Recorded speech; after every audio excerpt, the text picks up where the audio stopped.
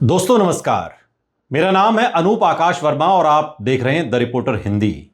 उत्तर प्रदेश विधानसभा चुनाव 2027 की ओर बढ़ते राजनीतिक परिदृश्य में समाजवादी पार्टी के अध्यक्ष अखिलेश यादव के सामने सबसे बड़ी चुनौती केवल बीजेपी को हराने की नहीं है, बल्कि बीजेपी द्वारा पिछले एक दशक में तैयार किए गए गैर यादव ओबीसी, अति पिछड़ा और छोटे जातीय समूह के गठबंधन को तोड़ने की भी है। इसी वजह से अखिलेश यादव का पीडीए यानी पिछड़ा दलित अल्पसंख्यक फॉर्मूला केवल कांग्रेस तक सीमित नहीं है। उनकी रणनीति उत्तर प्रदेश के उन छोटे छोटे क्षेत्रीय और जातीय दलों को साथ जोड़ने की भी है, जिनका वोट प्रतिशत भले 1 से 3% के बीच हो, लेकिन कई सीटों पर उनका प्रभाव निर्णायक साबित हो सकता है। 2022 के विधानसभा चुनाव और 2024 के लोकसभा चुनाव में यह साबित किया कि उत्तर प्रदेश में कई बार 5 से 10 हजार वोटों का अंतर जीत हार तय कर देता है और ऐसे में छोटे दलों का महत्व काफी बढ़ जाता है। सबसे पहले अखिलेश यादव की नजर भारतीय कम्युनिस्ट पार्टी मार्क्सवादी और भारतीय कम्युनिस्ट पार्टी जैसे वामपंथी दलों पर है।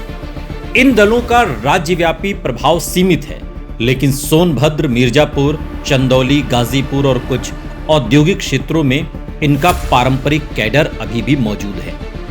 2022 में वाम दलों ने सपा गठबंधन के साथ चुनाव लड़ा था और भले सीटें नहीं जीत पाए, लेकिन गठबंधन को वैचारिक और संगठनात्मक सहयोग मिला। पीडीए मॉडल में वाम दलों की भूमिका सामाजिक न्याय और दलित पिछड़ा विमर्श को मजबूत करने की हो सकती है। दूसरा महत्वपूर्ण दल है पीस पार्टी।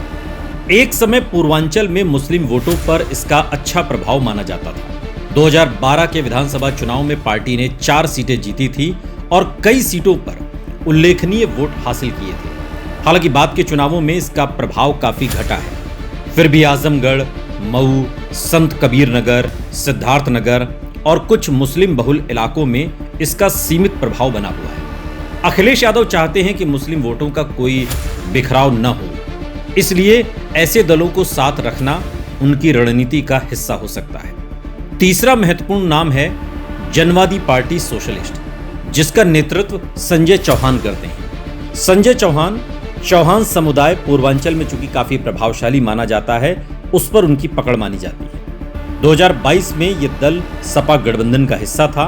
बलिया, गाजीपुर, मऊ, आजमगढ़ और वाराणसी मंडल की कुछ सीटों पर चौहान वोट निर्णायक भूमिका निभा सकते थे। पीडीए में यह दल गैर यादव पिछड़ों को जोड़ने का माध्यम बन सकता है। चौथा दल है महान दल, जिसके नेता केशव देव मौर्य हैं। मौर्य, शाक्य, कुशवाहा और सैनी समुदायों के बीच इस दल की कुछ पकड़ मानी जाती है। पश्चिमी और मध्य यूपी की कई सीटों पर इन जातियों की संख्या 5 से 15% तक है। बीजेपी ने 2014 के बाद गैर यादव ओबीसी वोटों में बड़ी सेंध लगाई थी, इसलिए अखिलेश यादव इन्हीं समुदायों को वापस लाने के लिए महान दल जैसे संगठनों को महत्व दे रहे हैं। पांचवा नाम है राष्ट्रीय शोषित समाज पार्टी।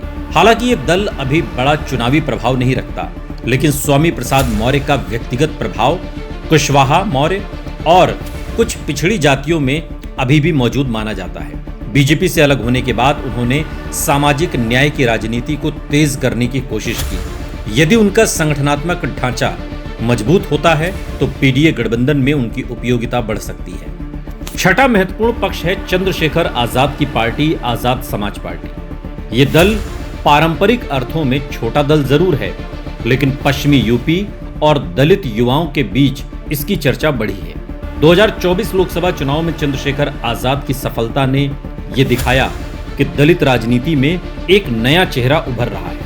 समाजवादी पार्टी जानती है कि यदि दलित वोटों का एक हिस्सा उनके साथ आता है तो बीजेपी को नुकसान हो सकता है। हालांकि सीटों और नेतृत्व को लेकर दोनों पक्षों के बीच समीकरण हमेशा समान नहीं रहे हैं। सातवां समूह छोटे निषाद, बिंद, केवट, मल्ला और कश्यप संगठनों का है। बीजेपी की सहयोगी निषाद पार्टी इस वर्ग में एक बड़ा चेहरा है, लेकिन इस समुदाय के भीतर कई छोटे संगठन और स्थानीय नेता भी सक्रिय हैं। अखिलेश यादव का प्रयास है कि निषाद समुदाय का कम से कम एक हिस्सा पीडीए के साथ आए। यही कारण है कि वो लगातार अति पिछड़ी जातियों को राजनीतिक प्रतिनिधित्व देने की बात करते हैं। आठवां महत्वपूर्ण वर्ग है राजभर राजनीति। ओम प्रकाश राजभर की सुहेलदेव भारतीय समाज पार्टी इस समय एनडीए में है, लेकिन राजभर समुदाय के भीतर कई स्थानीय संगठन और नेता बीजेपी और राजभर दोनों से असंतुष्ट बताए जाते हैं। अखिलेश यादव की कोशिश होगी कि राजभर वोट पूरी तरह एनडीए के साथ न जाने पाए।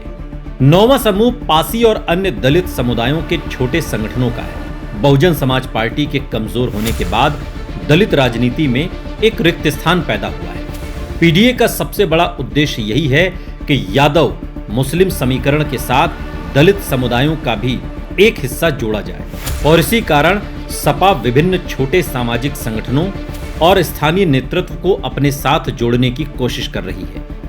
अखिलेश यादव को इन छोटे दलों की जरूरत आखिर क्यों है, ये भी एक सवाल है। इसका जवाब उत्तर प्रदेश की सामाजिक संरचना में छिपा है। राज्य में कोई एक जाति 15% से ज्यादा नहीं है। यादव लगभग 9 से 10%, मुस्लिम लगभग 19%, जाटव लगभग 11% और अन्य पिछड़ी जातियां अलग अलग हिस्सों में बटी हुई हैं। ऐसे में चुनाव जीतने के लिए व्यापक सामाजिक गठबंधन जरूरी होता है। बीजेपी ने 2017 और 2022 में गैर यादव ओबीसी और गैर जाटव दलित वोटों को जोड़कर वही सफलता हासिल की थी। अब अखिलेश यादव उसी मॉडल का जवाब पीडीए के जरिए देना चाहते हैं। 2022 के विधानसभा चुनाव में सपा ने गठबंधन के बावजूद सत्ता नहीं हासिल की, लेकिन उसका वोट शेयर काफी बढ़ा।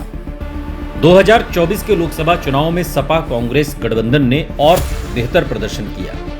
इससे अखिलेश यादव को यह विश्वास मिला है कि यदि कांग्रेस के साथ साथ छोटे जातीय और क्षेत्रीय दलों को भी जोड़ा जाए तो 2027 में बीजेपी को कड़ी चुनौती दी जा सकती है। हालांकि ये भी सच है कि इनमें से अधिकांश छोटे दल अपने दम पर बहुत कम सीटें जीत सकते हैं। उनकी वास्तविक ताकत सीट जीतने से ज्यादा वोट ट्रांसफर और सामाजिक संदेश देने में। कई बार 1 या 2% वोट का स्थानांतरण भी 20 से 30 सीटों का परिणाम बदल सकता है। इसलिए 2027 के चुनाव में कांग्रेस के बाद यदि कोई चीज अखिलेश यादव की रणनीति का सबसे महत्वपूर्ण हिस्सा होगी तो वो यही छोटे दल, छोटे सामाजिक संगठन और विभिन्न पिछड़े दलित समुदायों के स्थानीय नेतृत्व होंगे। पीडीए की सफलता काफी हद तक इसी बात पर निर्भर करेगी कि समाजवादी पार्टी इन बिखरे हुए सामाजिक और राजनीतिक समूहों को कितनी प्रभावी ढंग से एक मंच पर ला पाती है।